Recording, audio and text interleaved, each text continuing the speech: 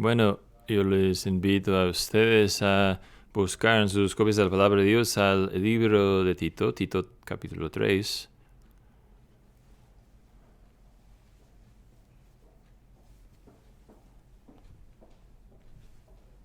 Tito capítulo 3 y estaremos leyendo desde versículo 3 y hasta entrar en versículo 8.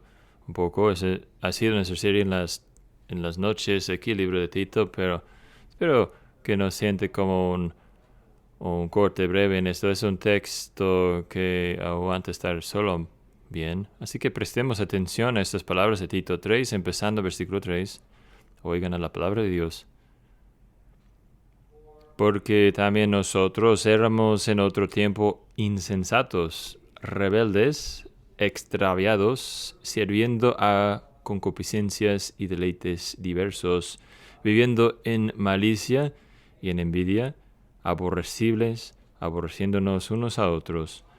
Pero cuando se manifestó la bondad de Dios nuestro Salvador y su amor para con los hombres, nos salvó no por obras de justicia que nosotros hubiéramos hecho, sino según su misericordia por el lavamiento de la regeneración y de la renovación del Espíritu Santo, que Él derramó en nosotros abundantemente por Jesucristo nuestro Salvador, para que justificados por su gracia llegáramos a ser herederos según la esperanza de vida eterna. Palabra, fiel es esta.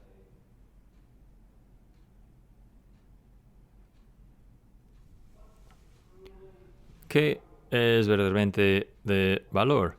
¿Qué es de verdad lo que tiene valor de vivir o amar? Eso puede ser difícil a veces contestar. Y yo estaba pensando de que hace una semana más o menos creo que fue anunciado que se vendió una pieza de arte por $6.2 millones y ese tipo de arte que me da esperanza de que yo podría algún día ser artista. Es un plátano pegado a la pared. $6.2 millones y el nuevo dueño le dijo que tiene que a vez en cuando reemplazar el plátano para que esa pieza de arte tenga alguna vida que dura. Algunos de ustedes están pensando, bueno, ahí está dinero en que yo no había pensado antes, a lo mejor. ¿Qué es la verdad lo que tiene valor? Algunos objetos puede agarrar nuestra atención aún a veces nuestros corazones y todo el tiempo. Entonces nosotros como cristianos podemos ver como cristianos que aún el Evangelio pierde su valor en nuestros ojos. Y esto es siempre algo preocupante, algo que preocupa la Biblia. Es de una preocupación de Pablo aquí, escribiendo Pablo a Tito, siendo pastor en unas nuevas congregaciones, está siendo pastor a algunos cristianos jóvenes. Es una preocupación suya que el valor del Evangelio en poco tiempo pierda su valor pero no creo que sea problema solamente para neocristianos. De hecho, yo creo que para cristianos grandes, ya andando años con el Señor, puede ser desafiante a veces, puede ser aún más real, que nosotros olvidaremos, puede ser que olvidamos qué tan precioso es el Evangelio, el gran precio de que pago y de que hablo Jesucristo en las parábolas, que llegó a ser menos precioso a nosotros. Así que pensemos un poco en esos versículos desde este punto de vista esta mañana y hacernos la pregunta, ¿cómo es que sigamos atesorando lo que más tiene valor? ¿Cómo es que sigamos atesorando al Evangelio? Quiero mencionarles 4 cosas en nuestro pasaje esta mañana que puedan ayudarnos a seguir atesorando el Evangelio de Jesucristo. 4 cosas. Primeramente, la historia. Para tener en mente nuestra historia. Y esto lo vemos en versículo 3, ¿no? En versículo 3 habla sobre la forma en que éramos, ¿no? ¿Cómo éramos nosotros? Nosotros éramos, él dice. Y nos da un resumen en un solo versículo. Es un solo versículo, pero es muy devastador, ¿no? Es de causa examinar su alma, ¿no? Este es el hombre sin Dios, es un hombre en su estado natural. Aquí está el hombre en su condición caída. Y a lo mejor usted piensa al principio, pues es preocupante o perplejante que un cristiano viera a su vida anterior. Y de cierto punto de vista, esto puede ser algo peligroso no hacer a una cosa que causaría daño si olvidamos a quiénes somos en Cristo, si enfocamos tanto en nuestro pasado que nuestra confianza en el Señor llega a ser sacudida, si nos quitamos los ojos de Cristo como el autor y consumidor de nuestra fe, sí puede llegar a ser algo que cause daño, enfocarnos demasiado en nuestra vida del pasado. Pero Pablo tiene algo diferentemente aquí. Él nos quiere que tengamos el pasado en mente para recordarnos perpetuamente sobre la gracia, que necesitamos la salvación, que necesitamos en Jesús. Y Pablo es firme en esto, que nosotros mismos, él dice, él se incluye en esto, ¿no? También nosotros, él dice que él mismo tiene eso, está en esa situación. Y lo que vemos aquí en este versículo más bien es una descripción breve de nuestro problema, nuestra preocupación. Es grande, ¿no? Él habla de nuestra relación rota con Dios. Lo vemos con esas primeras palabras aquí que describen nuestra condición aquí, que somos ellos quienes hemos perseguido la insensatez y desobediencia. Hemos perseguido la necedad en vez del camino que Dios nos ha puesto delante. Ande así, escuche mi voz. Nosotros hemos escogido un camino que nos llevará no a la sabiduría, sino a la necedad. Y él dice, hemos sido también desobedientes, rebeldes, apuntándonos nuevamente a nuestros primeros padres, Adán y Eva. Su decisión que nos envió sobre un rumbo, un camino de desobediencia. Tenemos que rendir cuentas a Él. En vez de buscar a seguirlo, le hemos dado la espalda. Así que hay una relación rota con el Señor aquí, pero también hay algo descompuesto entre nosotros, de que Él también habla aquí, de que hemos sido engañados, probablemente pensando también en nuestros primeros padres que tenían la mentira ofrecida a ellos, la mentira que dice, vayan por su propio camino y ustedes pueden ser sus propios dioses. Y sabemos que desde el resto de las escrituras, Pablo habla a la mentira en las páginas del Nuevo Testamento, esta mentira que sigue llevando influencia con nosotros, todavía tiene un poder en nuestras vidas. Usted también puede ser un Dios si escogerá su propio camino. Dice, ese daño en nuestra vida muestra que hemos sido engañados y por lo mientras estamos ocupados en hacernos esclavos. Esta palabra sirviendo, ¿no? Tiene la idea de ser esclavo, haciéndonos esclavos de nosotros mismos a diferentes concupiscencias, a muchas lujeres, todo tipo de concupiscencia y deleites, placeres, las cosas que perseguimos, las cosas en que nos entregamos. Al fin de cuentas, resulta que hemos llegado a ser esclavos de estas cosas. Y luego él dice, no solamente tiene una relación descompuesta con Dios, no solamente hay algo descompuesto en ustedes, sino sus relaciones con los demás también están descompuestas, viviendo en malicia y en envidia aborrecibles, aborreciéndonos los unos a los otros. Yo me pregunto si esta es una descripción correcta de la condición humana, odiables, viviendo en malicia, en envidia, después de un día de ver algunas competencias entre equipos de fútbol americano.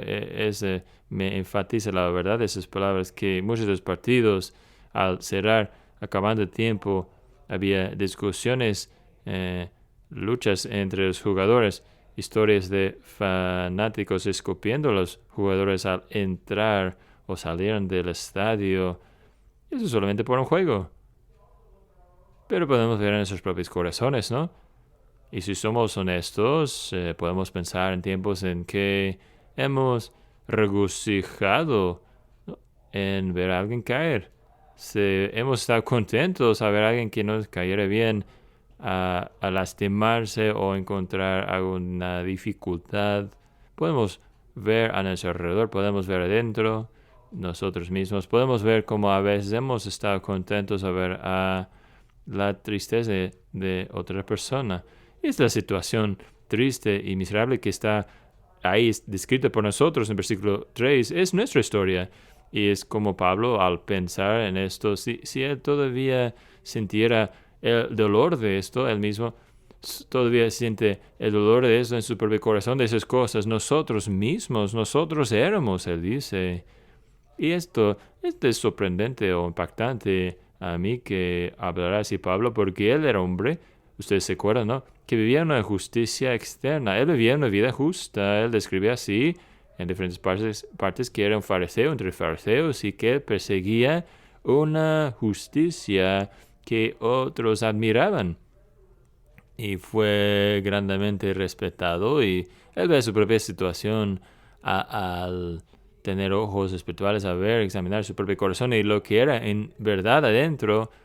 Esa es la descripción que él nos da. Nosotros éramos, incluyéndome. Yo me pregunto si usted ha pensado a sí mismo, si usted nunca se ha pensado, ¿cuál fue el secreto de Pablo? ¿Cuál fue el secreto del gozo de Pablo y su fruto como un cristiano? Yo no creo que fuera un secreto, ser honesto. Yo creo que está aquí en las páginas de las Escrituras, en las cartas de Pablo, que era un hombre que nunca olvidaba de dónde vino. Y que este le ayudó a mantener esta gran gratitud hacia Dios, gran gratitud, tener evangelio, porque nunca olvidaba quién era. Y eso lo leemos, ¿no? Lo vemos en hilo que traspasa todo el Nuevo Testamento donde sea que vemos a Pablo. El libro de Hechos, claro, lo vemos ahí ni una vez, ni dos veces, sino tres veces en el libro de Hechos. Tenemos la historia de su conversión.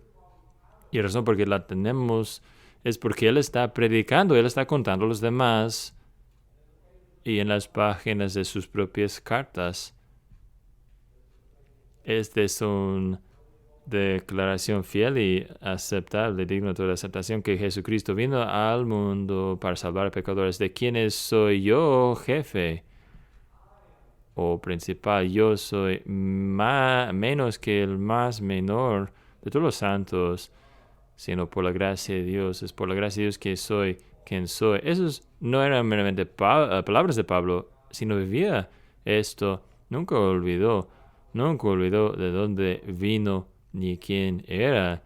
Y es importante que usted y yo, que mantengamos nosotros éramos, este principio de nosotros éramos en nuestra propia vida. Nosotros somos muy buenos en tú eras, ¿no? Es muy fácil para nosotros tomar versículo 3 y apuntar el versículo a los demás y decir, yo te conozco, cómo eres, quién eres.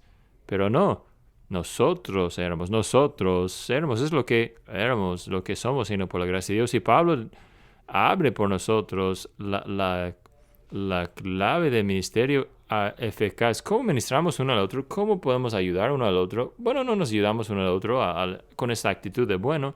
A lo mejor algún día podrías alcanzar mi nivel. Nosotros realmente ayudamos uno al otro al darnos cuenta de que todos somos iguales. Así es como éramos. Nosotros éramos. Todos nosotros juntos necesitamos un Salvador. Nuestra historia, pues la primera cosa que vemos en nuestro pasaje, pero luego encontramos segundo punto y necesitamos tener nuestra mente enfocada en estas cosas, en estas palabras, y este es el corazón de Dios, el corazón de Dios. Estamos viendo ahora versículos 4 a 7 y podemos conectar a través de esos versículos una imagen del corazón de Dios hacia los pecadores. Lo vemos en versículo 4, ¿verdad? La bondad y el amor de Dios nuestro Salvador hacia el hombre, su bondad y amor. Y versículo 5 también, cuando nos dice que no por obras de justicia que hemos hecho, sino según su misericordia que nos salvó. Y podemos encontrarlo nuevamente en versículo 7, donde nos dice que hemos sido justificados por su gracia. Bondad, amor, misericordia, gracia. Pablo está acumulando esas palabras una encima de la otra. Él está sacando todas sus armas en cuanto a enseñarnos o mostrarnos el corazón de Dios hacia los pecadores. Ahora, ¿por qué cree usted que haga gran caso de eso? Bueno, a lo mejor esté tratando con gente todavía en versículo 3. A lo mejor algunos de ustedes hoy día estén todavía en versículo 3, están profundamente afectados con aquella descripción de usted mismo, aquella descripción de mí. A lo mejor usted tenga convicción de su pecado y para con usted su pecado es tan grande y Dios, su santidad es tan real a usted que es difícil para que entienda a un Dios que es bondadoso y lleno de compasión y amor y fuerza para salvar a alguien que haya pecado tan grandemente. A lo mejor al pensar en su propia historia es un lugar muy oscuro en que irse. Así que Dios en Pablo entiende eso. Pablo entiende cómo podemos sentirnos como sobre el pecado. Es algo, ¿verdad? Pensar en esta forma, ¿no? Así que Pablo aquí está enfatizando por nosotros, así es el carácter de Dios, así es el corazón de Dios, así es pecadores. A lo mejor usted después lee el versículo 3 y pensar en su propio pecado, al llegar al versículo 4, usted pues esté listo a oír la ira de juicio de Dios, a cómo apareció al hombre. Pero no, Pablo dice, el corazón de Dios es que esta bondad y amor aparezca a pecadores, que el Salvador que vino al mundo fue un amigo de pecadores, un hombre que dio bienvenido a los pecadores a su presencia. Pedro necesitaba recordar eso, ¿no? Pedro había negado a Jesús 3 veces y había salido y lloraba lamentando aquellos pecados y Jesús sabía que necesitaba esa. Cuando apareció nuevamente en la mañana después de la resurrección a sus discípulos, dice, ve a decir a las mujeres, ve a decir a mis discípulos y a Pedro que voy delante de ellos a Galilea para verlos. Él sabía que Pedro necesitaba oír que Jesús quiso verlo, él en particular. Después de su fracaso, su fallar, Jesús las tres veces. Y nosotros necesitamos escuchar eso también. Necesitamos nosotros sentir nuestros corazones llenos de estas cosas. Y usted sabe, a veces pensamos en Dios y escuchamos las buenas nuevas del Evangelio. Podemos pensar, pues, estas cosas son tan asombrosamente verdades de Dios que puede ser sean imposibles. Son tan demasiados increíbles. ¿Me conoce Dios después de todo eso? Después de todo, más bien, Dios conoce la vida que yo he vivido y aun si no ha sido una vida de gran maldad exterior, a lo mejor soy yo un Pablo, un fariseo de por toda la vida y de cierta forma ese es aún más mal que el que ha vivido abiertamente. Y yo digo eso como alguien que se ve como fariseo en recuperación. Una justicia externa que ponemos como una pared contra una relación con Dios, una justicia nuestra que diga, yo no necesito lo que Dios me ofrezca porque yo puedo solo. Y esto en sí mismo es aún peor, de cierta forma. O encontramos que Dios es tan asombrosamente bueno, a lo mejor seamos tentados a pensar que es imposible, ¿no? Y necesitamos recordar de lo que Bibi Warfield nos dice en su artículo sobre la vida emocional de Jesús, cuando dijo la emoción que Jesús más lo vemos de Jesús experimentando en los evangelios, la emoción que más de todo Jesús sentía era la emoción de compasión. La emoción de compasión. Que al llegar a conocer lo que las Escrituras dicen sobre Dios, que la cima de lo que sabemos de Dios es amor. Tiene un corazón de compasión hacia pecadores. Acuérdense de Moisés en el Antiguo Testamento. Él dice y pide en algún momento orando, dice, muéstrame tu gloria. Y en respuesta, Dios declara su misericordia, que es lento a la ira y lleno de gracia y compasivo y lleno de misericordia. Esta es su gloria. Esta es la gloria de Dios, su misericordia. Así que este es el corazón de Dios. Bondad y amor en vez de ira y juicio. Es por eso que envió su Hijo y hablaremos de eso en algunos momentos, ¿no? Pero esto es algo que necesitamos reconocer. Es algo que naturalmente dudamos sobre Dios. Adán y Eva, ellos pecan, ¿qué hacen? Se esconden. Dios viene a encontrarnos, se esconden por ellos no pueden entender a un Dios quien lo encontraría con gracia, así que se esconde y Dios, pues como sabemos, Dios va a ellos y los encuentra. Ese es el corazón de Dios. Pero luego en conexión de eso es la tercera cosa hoy, y esa es la acción de Dios, la acción de Dios. Ahora vean al versículo 4 nuevamente. Pero cuando se manifestó la bondad de Dios, nuestro Salvador, y su amor para con los hombres, se manifestó. Se manifestó es una palabra que hemos estado hablando en los servicios de la noche porque aparece varias veces al fin de Tito 2. Y esta palabra se manifestó, una palabra griega atrás de esto, es donde encontramos la palabra epifanía, es la idea de luz brillando donde hubo antes oscuridad. Luz brillando donde antes hubo oscuridad, y a veces Pablo usa esa palabra para hablar de la primera venida de Jesús, a veces la usa para hablar de su segunda venida. Es muy claro aquí que está hablando de la primera venida de Jesucristo, que esta es la acción de Dios. Esa es la gran acción misericordiosa de Dios. La bondad y amor hacia el hombre es la manifestación. Es una venida de la bondad y amor de Dios.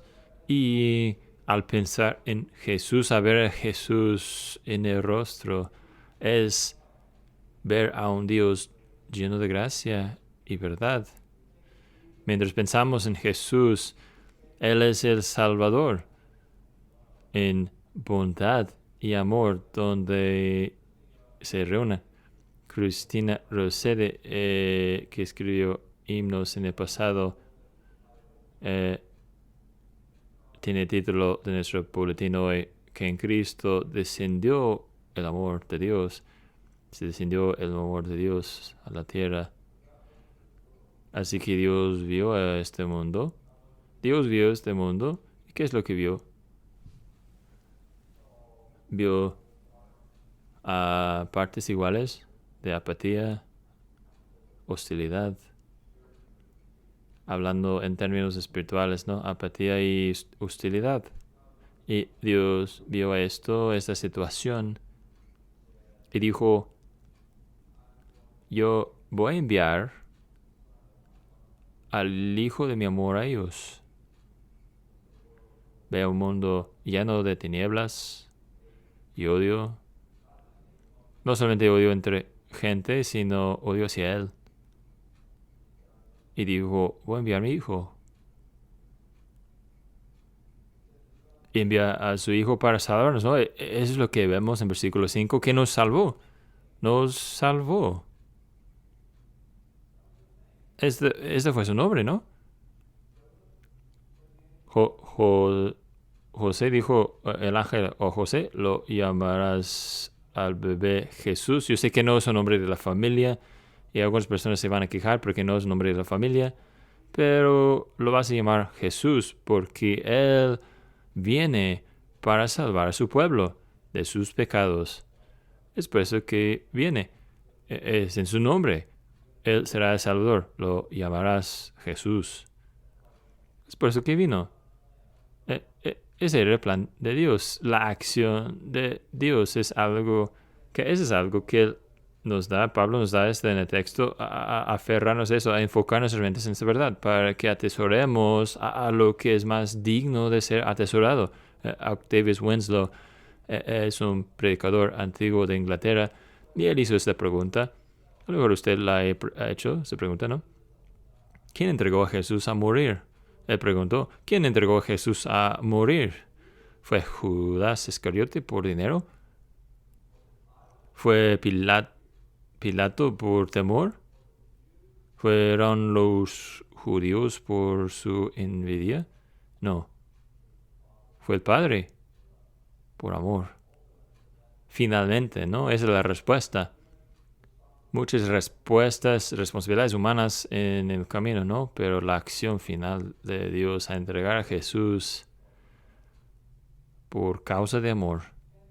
Y vean que Pablo sabe cómo podemos nosotros torcer esas cosas y confundir esas cosas, en particular en cuanto a las cosas espirituales. Y ven que ahí en versículo 5, que hay un nudo ahí. Es el único nudo en todo el pasaje. Es un paréntesis en cierto sentido, pero también es un paréntesis muy importante. Él dice, déjame explicarle lo que no estoy diciéndoles, ¿no? No estoy diciendo que Dios vino aquí para ayudarle a usted un poco, usted estaba por buen camino, que hubieran versículos, hechos de ejercicios y buen corazón y buenas intenciones, y Dios vino y le ayudó a usted a como que cruzar, terminar la carrera. No, Pablo dice que sé claro, no hay un no aquí, un no aquí, no por hechos de justicia que hubieras hecho, sino no salvo. A veces podemos confundir eso por completo, podemos voltearlo por completo, hacer un desastre de categorías e ideas espirituales. Kenneth Stewart, él escribe en la biografía de su padre. Su padre era un pastor en Edimburgo, en una iglesia importante, con mucha gente importante y rica que puede tener sus propios desafíos. Y él cuenta la historia de una mujer que dio a su padre algo de dificultad en el ministerio. Aquella mujer vino después de un sermón en particular y le dijo, señor Moody Stewart, no prediques lo suficiente sobre la humildad. Eso es algo triste, porque la humildad es mi especialidad. Podemos nosotros ver un pasaje como este, decirnos salvo y convertirlo en algo de autojusticia, ¿no? Dios me va a dar un empujarme un poco, necesita nomás un poco de ayuda, pero no, Pablo dice, no, nada que ver.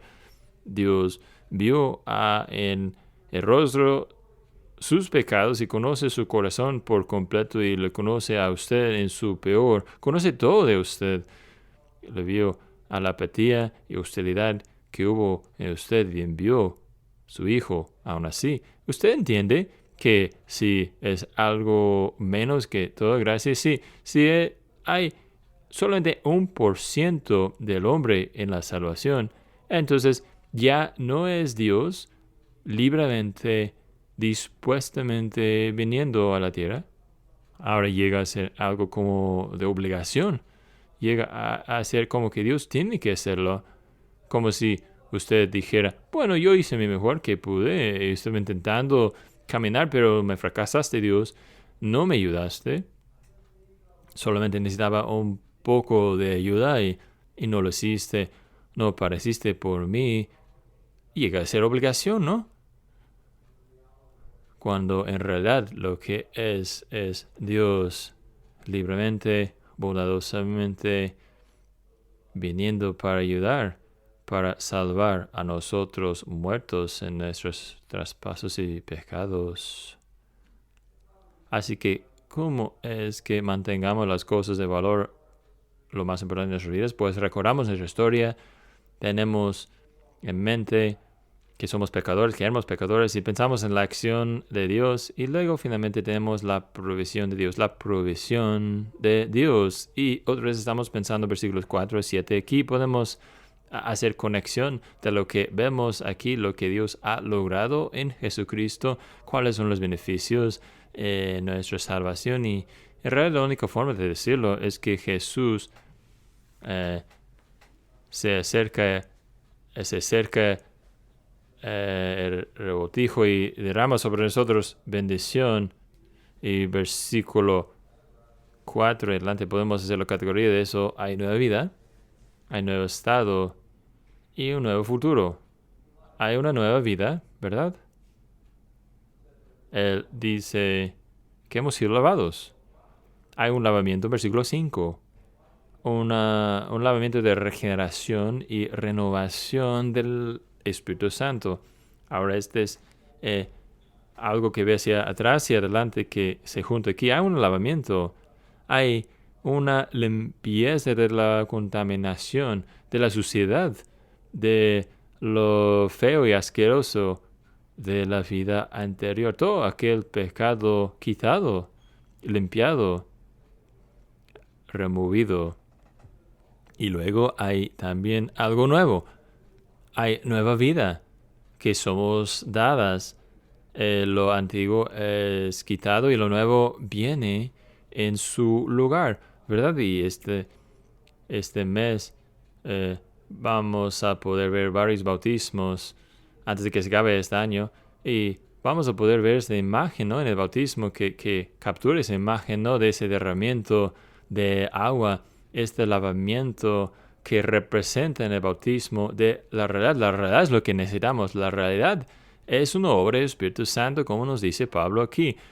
El lavamiento de la antigua suciedad y contaminación del pecado y la renovación, el principio de algo nuevo.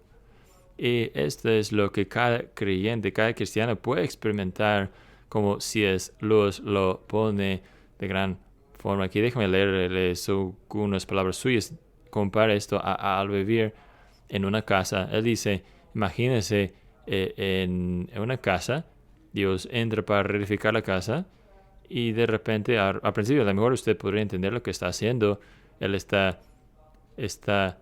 tapando los fugas y parchando los lugares y todas esas cosas. Y usted sabe que hay problemas y sí que no le sorprende a usted que esté diciendo esas cosas, ¿no? Él está renovando, pero luego empieza a sacudir la casa en una forma que duele y no tiene sentido. ¿Qué está haciendo? Pues la explicación es que él está haciendo una casa muy diferente a lo que usted pensaba. Él está poniendo nueva parte aquí, otro piso para acá, haciendo torres y todo lo demás. Usted pensaba que iba a ser una casa pequeña, pero él está haciendo un palacio y está prometido a venir a vivir ahí con usted. Es lo que tenemos aquí en esta vida nueva, que Jesucristo, tenemos contaminación limpiada y ahora nueva vida, nuevo principio de pureza, la renovación del Espíritu Santo, una vida nueva. Y luego un nuevo estado, vean a versículo 7, lo vemos ahí. Usted ha sido justificado por su gracia. Justificados por su gracia. Esa palabra justificado no lleva consigo la idea de ser declarado justo en los ojos de Dios. Y usted a lo mejor diga a sí mismo, pues no es suficiente que tenga yo mis pecados antiguos quitados, lavados de mí, ser renovado de nueva forma, ¿no? No es suficiente. No es suficiente porque usted necesita más que solamente un nuevo empiezo, un nuevo principio. Usted necesita una vida llena, plena. No es suficiente que usted llegue a cero nuevamente, sino para poder ser recibido por un Dios santo tiene que haber una justicia positiva que ha sido imputada o acreditada a su cuenta. Tiene que ser justo en su ojo, no meramente neutral. Pues ¿de dónde viene tal justicia? Bueno, ya nos ha dicho, no por obras de justicia que hubiéramos nosotros hecho, pues es lo que leemos en Jeremías, ¿no? El Señor nuestra justicia, Jesucristo, ha logrado. Lo ha logrado por nosotros. Así que no solamente tenemos una vida nueva, por gracia, tenemos un nuevo estado delante de Dios. Y luego un nuevo futuro. Otra vez, versículo 7.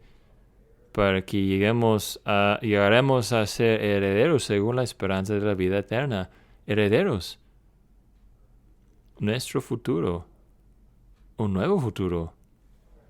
Yo me pregunto, ¿cuántas veces usted piensa en el hecho de que ustedes quienes ya conocen a Cristo, que con ustedes su pasado, presente y futuro todos son cambiados?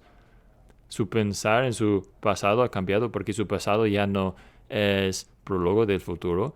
Usted ya no está atrapado, ya no está atado a vivir de la misma forma. Es decir, bueno, mis abuelos vivían así, mis padres vivían así, así que yo estoy atrapado, aquí no puedo salir de esta vida. No, usted ya no. Por causa de Cristo ya no. Y su presente es diferente porque hay un nuevo principio obrando en usted y usted tiene nueva balanza, nuevo corazón, nuevos deseos. Y eso significa que su futuro ha cambiado también. Ahora son herederos. Usted es un heredero a la esperanza de vida eterna. Usted tiene un nuevo destino que le espera. Todo es nuevo para el cristiano. Ahora necesitamos actuarlo y pensarlo. Según. Así que el Señor Jesucristo nos libra para ver a nuestras vidas en una manera completamente diferente. Y amigos, eso es lo que de esas cosas necesitamos llenar nuestros corazones, llenar nuestras mentes de esas verdades. La perla de gran precio que sea estimado a nosotros, que acordemos de nuestra historia para que podamos verla a través de la lente de la gracia de Dios, el corazón de Dios, la acción de Dios, la provisión de Dios que alcanza a cada una de nuestras necesidades espirituales. Llenar nuestros corazones y mentes de estas cosas. Y usted esté contento, ¿no? Feliz, ¿no? Que Pablo sigue en versículo 8 al decir, palabra fiel es esta. Este es una forma de Pablo al decir, usted puede confiar en esto. Usted puede confiar en esto. Esta forma, este camino ha sido probado y se ha encontrado ser el camino verdadero, el camino en que usted puede creer y confiar porque es el camino de Dios. Podemos creerlo y podemos vivir en base de esto. Este es tesoro verdadero. Bueno, también todo suena demasiado bien, ¿no? Pero si usted siente así, no está solo. Jeremías Burroughs, dijo algo así, un puritano él dijo, los ángeles maravillan en la salvación, porque ellos no podrían imaginar un resultado en que el hombre pecaminoso no fuera condenado por un Dios santo. Los ángeles se maravillan en el Evangelio. Nosotros debemos hacerlo también. Y maravillarnos en el Dios que lo ha logrado, Salvador que lo ha logrado. Palabra fiel es esta. Y que el Señor use esta palabra fiel en nuestras vidas para ayudarnos a mantener que el Evangelio sea brillante en nuestra mente y restaurar lo asombroso que es el Evangelio. Y a lo mejor algunos de ustedes aquí, por primera vez, estén descubriendo el Evangelio por primera vez. Aquí está un Salvador listo para salvarle completamente, pasado, presente y futuro, para cambiarle la vida. Que le demos alabanza y gracias por esto hoy. ¿Podrían ponerse de pie mientras oramos, por favor?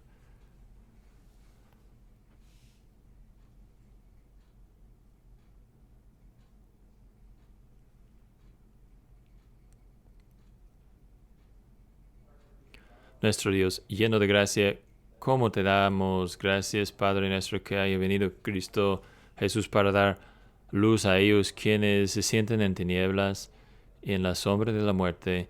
Y, oh Señor, nosotros éramos entre ellos. Padre, te damos gracias que donde ha brillado tu luz en tinieblas, tu vida ha venido, donde hubo antes muerte, y tu amor ha venido, ha descendido en Jesucristo. Padre, te damos gracias que has venido para deshacer y para rehacer todo lo que hemos arruinado nosotros, todo el pecado y culpa y vergüenza y contaminación, toda la suciedad en nuestras vidas. Señor, tú has venido para rehacernos, recrearnos, y pedimos que tomaríamos esa palabra fiel y que podremos nosotros decir, esto sí es una palabra fiel, y lo contrario fiel y verdad, y poder regocijarnos en esta verdad y hablar de los demás y vivir en esta verdad. Señor, pedimos por tu obra continua en nuestras vidas, para que esas cosas lleguen a ser una realidad en la forma que vivamos día tras día. Pedimos en el nombre de Jesús. Amén.